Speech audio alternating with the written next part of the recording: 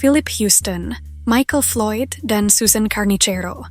3 nama ini mungkin terdengar biasa saja, tapi bagi para pembohong, mereka adalah mimpi buruk. Mereka adalah mantan agen CIA yang bertahun-tahun bekerja di garis depan, menghadapi teroris, penjahat kelas kakap, sampai pejabat tinggi yang menyimpan rahasia besar. Tugas mereka sederhana tapi menegangkan, mendeteksi kebohongan. Mereka bukan agen biasa. Dengan keahlian membaca bahasa tubuh, intonasi suara, hingga detail kecil dari ekspresi, mereka bisa memisahkan mana kebenaran dan mana kebohongan. Lebih dari itu, mereka membuktikan bahwa kebohongan tidak selalu datang dari kata-kata besar. Kadang justru tersembunyi di jeda, gerakan kecil, atau bahkan cara seseorang menghindari pertanyaan. Keahlian mereka terbukti sangat ampuh. Tanpa alat canggih, metode yang mereka gunakan mampu mencapai akurasi hingga 90%. Dan pada tahun 1996, CIA akhirnya mengizinkan metode ini dibuka ke publik. Sejak saat itu, berbagai lembaga mulai memanfaatkannya, mulai dari kepolisian, universitas, sampai perusahaan investasi di Wall Street. Tapi jangan salah, teknik ini bukan cuma untuk dunia intelijen. Kita pun bisa memakainya dalam kehidupan sehari-hari. Misalnya, saat menebak apakah atasan benar-benar serius memberi promosi, memastikan pasangan berkata jujur, atau sekedar mencari tahu apakah anak sedang berbohong atau tidak.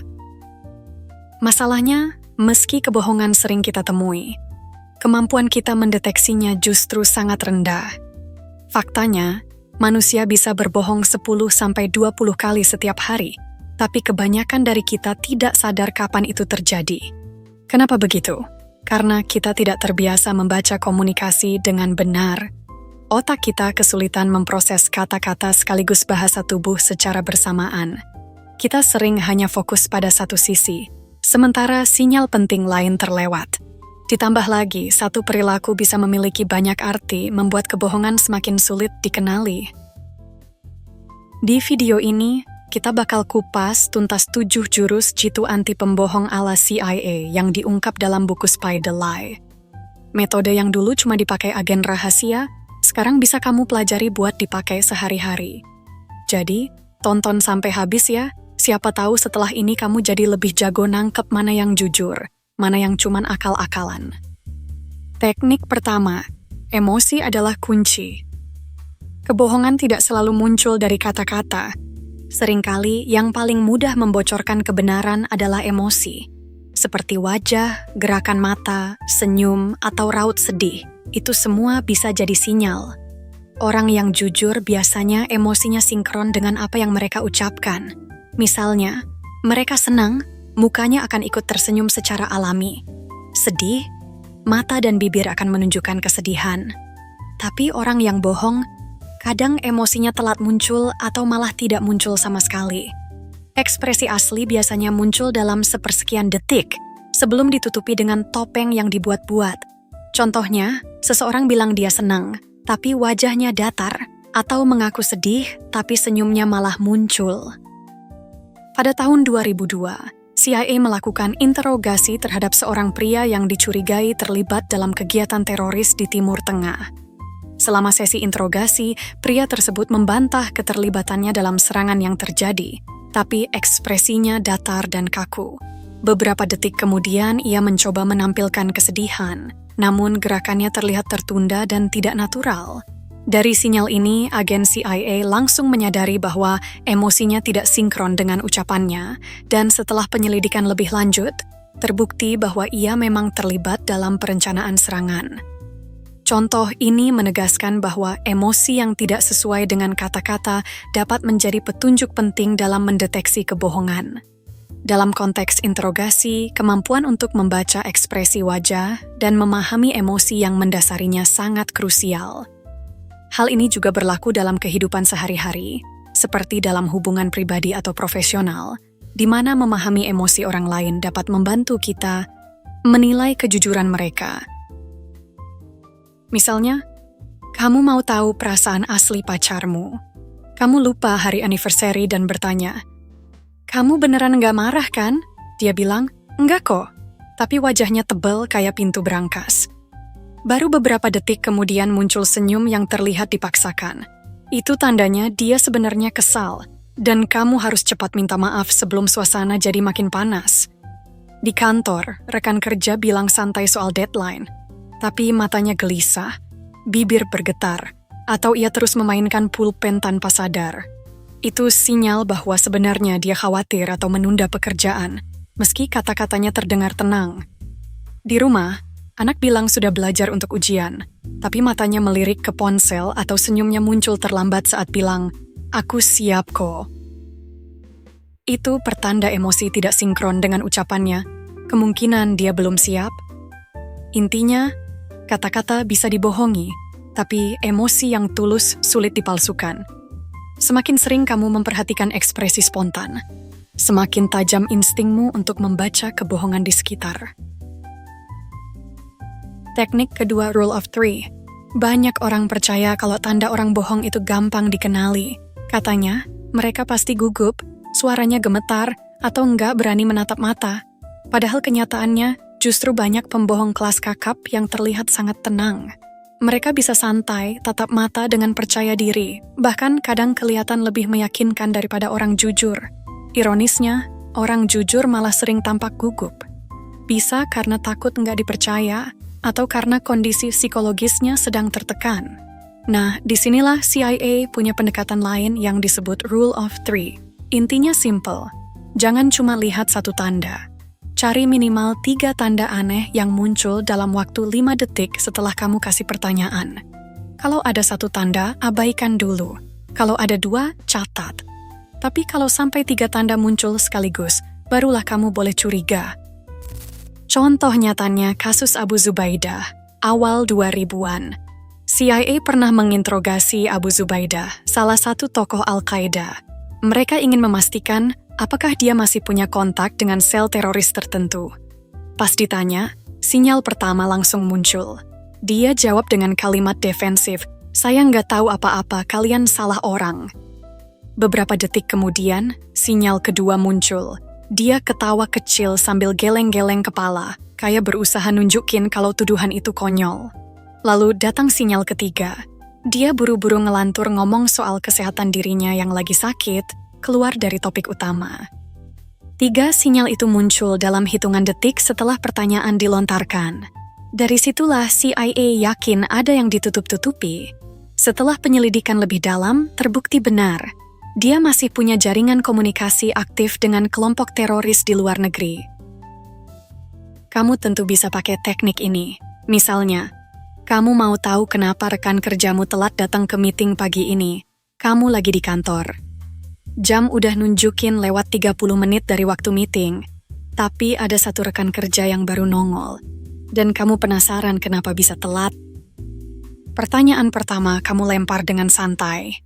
"Bro, kok telat?" Dia jawab, "Macet jalanan tadi." Oke, masuk akal. Beberapa menit kemudian, obrolan ngalir lagi. Kamu tanya dengan gaya berbeda, "Macetnya di mana emang? Jalan utama atau lewat tol?" Tiba-tiba jawabannya geser. "Sebenarnya tadi sempat mampir dulu sebentar. Ada keperluan." Udah agak beda dari jawaban pertama. Lalu, pertanyaan ketiga kamu selipin seolah nggak sengaja. "Berangkat jam berapa tadi dari rumah?" Dia bilang, "Jujur aja sih, tadi kesiangan bangun." Nah, lihat kan? Dari macet, ada urusan kesiangan. 3 jawaban, 3 versi. Disinilah Rule of Three jalan. Kalau seseorang jujur, biasanya ceritanya akan konsisten meskipun ditanya berkali-kali. Tapi kalau jawabannya berubah-ubah, itu lampu merah besar. Coba bayangin kalau kamu berhenti di jawaban pertama, pasti kamu langsung percaya.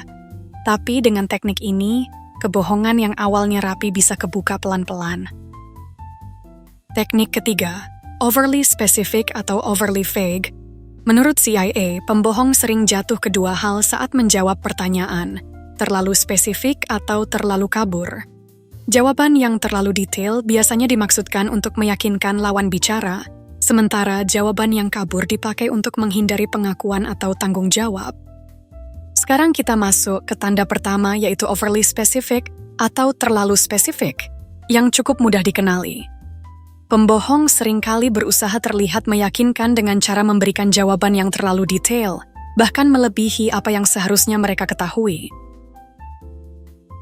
Contohnya pada tahun 2003, seorang informan yang dikenal dengan nama samaran Curveball memberikan informasi yang sangat detail mengenai program senjata biologis Irak.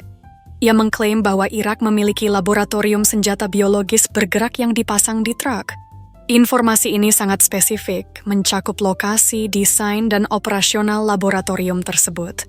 Namun, setelah invasi ke Irak, tim pencari fakta dari Amerika tidak menemukan bukti yang mendukung klaim tersebut. Investigasi lebih lanjut menunjukkan bahwa Curveball tidak memiliki latar belakang teknis yang memadai dan telah memberikan informasi palsu. Sebaliknya, ada juga pola kebalikan dari itu, overly vague atau terlalu kabur. Alih-alih menjelaskan panjang lebar, pembohong justru memilih untuk memberi jawaban yang sangat kabur, seolah tidak tahu apa-apa, padahal sebenarnya mereka sedang berusaha menghindari tanggung jawab. Dalam konteks kontraintelijen, terkadang individu yang terlibat dalam aktivitas spionase memberikan informasi yang sangat kabur untuk menghindari deteksi atau pertanyaan lebih lanjut.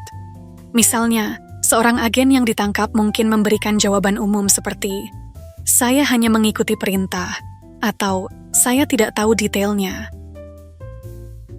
Jawaban seperti ini seringkali digunakan untuk menghindari memberikan informasi spesifik yang dapat membahayakan operasi atau identitas mereka. CIA dan badan intelijen lainnya dilatih untuk mengenali pola-pola seperti ini dan menggali lebih dalam untuk mendapatkan informasi yang lebih konkret. Dalam kehidupan sehari-hari, kamu bisa menerapkan pemahaman ini untuk menilai keakuratan informasi yang diberikan seseorang. Jika seseorang memberikan informasi yang terlalu detail, tanpa diminta, atau terlalu kabur saat ditanya, itu bisa menjadi tanda bahwa mereka mungkin menyembunyikan sesuatu. Teknik keempat, strategic silence. Terkadang diam justru lebih berbicara daripada kata-kata. Secara psikologi, manusia benci keheningan. Kita punya refleks untuk bicara agar memecah keheningan. Dalam keadaan normal saja, refleks ini akan muncul. Apalagi kalau orang senang bohong. Mereka merasa nggak nyaman sama keheningan dan bakal berusaha terus ngomong buat menutupi rasa bersalahnya. Pengalaman Phil Houston dan kedua rekannya menunjukkan bahwa kebanyakan pembohong enggak akan bisa diam. Mereka takut diam karena merasa harus terus meyakinkan orang yang lagi menanyai mereka. CIA kemudian memanfaatkan hal ini sebagai tekanan psikologis, dan teknik inilah yang disebut strategic silence. Contoh nyatanya pada awal 2004, CIA menindak seorang kurir yang dicurigai menyelundupkan dokumen rahasia dan senjata ke kelompok teroris di Timur Tengah. Saat agen menanyainya, kurir itu menjawab dengan singkat, "Saya tidak tahu apa-apa tentang itu." Agen tetap diam. Heningnya berlangsung sekitar 18 detik, cukup lama untuk membuat kurir merasa tekanan psikologis. Selama keheningan itu, kurir mulai menggerakkan tangannya, menggaruk kepala, dan tatapannya bolak-balik antara agen dan meja. Tanpa disadari, ia mulai menambahkan detail sendiri, seolah ingin meyakinkan agen CIA. Dari tambahan informasi ini, agen CIA mampu melacak rute pengiriman senjata dan dokumen rahasia, serta mengidentifikasi jaringan lengkap yang terlibat.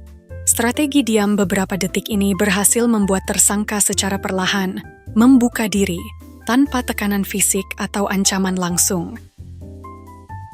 Kamu tentu bisa pakai teknik ini dalam kehidupan sehari-hari. Misalnya di kantor, kamu ingin tahu apakah rekan kerjamu benar-benar menyelesaikan laporan tepat waktu. Kamu tanya, "Laporan tadi sudah selesai kan?" Dia jawab, "Ya, sudah." Kamu tetap diam selama 3-5 detik. Jika dia bohong, biasanya dia akan mulai menambahkan ceritanya sendiri. Dari sini kamu bisa menilai konsistensi dan kebenaran ucapannya. Intinya, strategic silence memanfaatkan kecenderungan manusia untuk mengisi kekosongan dengan informasi tambahan, yang seringkali menjadi bukti kebohongan. Teknik ini sederhana tapi sangat efektif, baik di ruang interogasi maupun kehidupan sehari-hari. Teknik kelima, non-answer statements. Hati-hati kalau seseorang menjawab pertanyaan dengan kalimat berputar-putar atau menghindari inti pertanyaan. Jawaban seperti ini disebut non-answer, karena bukan jawaban langsung, melainkan cara untuk mengalihkan perhatian. CIC pernah menangani salah satu operasi kontra-intelijen di Eropa. Agen menanyai seorang kurir terkait dokumen rahasia yang hilang. Kurir itu menjawab berputar-putar. "Ah, kamu tahu sendiri kan, kantor penuh laporan, saya juga sempat koordinasi dengan tim lain, lalu banyak panggilan masuk." Daripada memberikan jawaban langsung tentang keberadaan dokumen, ia mencoba menutupi jejak. Agen CIA mengenali pola ini sebagai non-answer dan mulai menggali pertanyaan berikutnya dengan teknik Rule of Three dan Strategic Silence. Hasilnya, kebohongannya akhirnya terbuka. Intinya, non-answer statements sering jadi tanda seseorang sedang menyembunyikan fakta. Jangan hanya mendengar kata-katanya, perhatikan juga bagaimana mereka mencoba mengalihkan fokus dan menunda jawaban yang sebenarnya. Distancing language. CIA menemukan bahwa pembohong sering secara tidak sadar menggunakan bahasa yang menjauhkan diri dari fakta atau tanggung jawab. Ini disebut distancing language. Alih-alih berkata saya atau menyebut diri sendiri, mereka lebih suka menggunakan kata-kata netral atau orang ketiga seperti orang itu, barang itu, atau situasi tersebut. Tujuannya untuk menciptakan jarak psikologis antara diri mereka dan tindakan yang dilakukan, sehingga mereka merasa lebih aman jika ketahuan bohong. Dalam sebuah kasus interogasi mata-mata di Eropa, seorang tersangka menjawab pertanyaan tentang pertemuan rahasia dengan cara yang menjauhkan diri. Pewawancara CIA bertanya, siapa yang memberikan dokumen itu? Tersangka menjawab, dokumen itu datang dari seseorang yang saya temui secara kebetulan. Alih-alih berkata, saya menerima dokumen dari agen X. Ia memakai frasa netral dan kata ganti orang ketiga. Agen CIA menyadari ini sebagai sinyal penting, karena jarak kata-kata menandakan adanya ketidakjujuran atau ketidaknyamanan. Dengan terus mengajukan pertanyaan spesifik dan memaksa tersangka memberikan detail, kebohongan akhirnya terungkap. Kamu juga bisa menerapkan ini di kehidupan sehari-hari. Misalnya, kamu baru pulang kerja dan melihat ruang tamu berantakan. Kamu tanya ke adikmu siapa yang meninggalkan mainan berserakan di lantai. Alih-alih menjawab langsung, dia bilang, sepertinya itu mainannya temanku. Atau di kantor, kamu menanyakan kepada teman sekantor, mengapa laporan proyek terlambat? Dia menjawab, laporan itu memang agak lama karena banyak pekerjaan lain. Dalam kedua kasus ini, orang yang bersangkutan tidak mengakui secara langsung, melainkan menggunakan kata yang menjauhkan diri dari tanggung jawab atau keterlibatan. Orang yang jujur biasanya langsung menggunakan kata saya dan memberikan detail konkret. Saat mendengar jawaban berjarak seperti ini, perhatikan kata-kata yang menghindar atau kata ganti orang ketiga. Dari situ, kamu bisa menanyakan lebih spesifik untuk melihat apakah ada ketidakjujuran. Terakhir, teknik jangkar. Selama bertahun-tahun di ruang interogasi, Phil, Michael, dan Susan menemukan pola yang sama di orang-orang yang suka bohong. Mereka sering memberi jawaban panjang dengan terlalu banyak detail, padahal sebenarnya tidak diminta. CIA menyebut perilaku ini sebagai jangkar. Selayaknya jangkar yang berfungsi sebagai pemberat, pembohong menggunakan cerita panjang agar terlihat meyakinkan. Phil Houston bilang, semakin panjang ceritanya, semakin besar kemungkinan itu dibuat-buat. Teori jangkar terbukti ampuh ketika CIA berhasil menangkap seorang mata-mata di Eropa. Awalnya, agen hanya menanyakan pertanyaan sederhana. Malam itu kamu ngapain? Tersangka menjawab, jam 7:15, saya makan spaghetti buatan sendiri pakai saus tomat Barilla, lalu nonton dokumenter BBC tentang gunung berapi. Sekilas jawabannya terdengar biasa saja. Tapi kalau diperhatikan, detailnya terlalu banyak dan rapi. Mulai dari jam makan, jenis saus, sampai acara TV yang ditonton. Dari situlah agen mulai curiga bahwa sebenarnya ada sesuatu yang ia sembunyikan. Kalau di kehidupan sehari-hari, misalnya kamu mau tahu siapa yang meminjam motor tanpa izin di rumah. Saat ditanya, kakakmu menjawab, pagi tadi gue cuma keluar sebentar, terus mampir ke bengkel karena ban bocor, Habis itu beli sarapan di warung dekat situ. Terus ngobrol sama tetangga lama yang udah lama nggak ketemu. Akhirnya balik rumah jam 9:30. Terlalu banyak detail yang sebenarnya nggak penting. Dan malah bikin ceritanya terdengar dibuat-buat. Kalau sebelumnya kamu mungkin percaya begitu saja, sekarang kamu mulai sadar bahwa cerita yang terlalu rapi dan penuh detail kadang justru jatuhnya malah mencurigakan. Nah, sekarang kamu sudah tahu 7 teknik andalan ala mantan agen CIA buat mendeteksi kebohongan. Emosi adalah kunci. Rule of 3, overly specific atau overly vague. Strategic silence, non-answer statements, distancing language, dan teori jangkar. Intinya, mendeteksi kebohongan itu bukan cuma soal satu tanda kecil atau insting. Kamu harus lihat pola, konsistensi, dan cara orang menjawab pertanyaan. Satu tanda bisa menipu, tapi kalau ada beberapa tanda yang muncul bareng-bareng, itu baru layak dicurigai. Kamu juga bisa pakai teknik-teknik ini dalam kehidupan sehari-hari. Entah itu sama teman, rekan kerja, atau orang terdekat. Tapi ingat, tujuan kita bukan untuk menuduh sembarangan. Ini soal tahu kebenaran dengan lebih jeli dan gak gampang kena tipuan.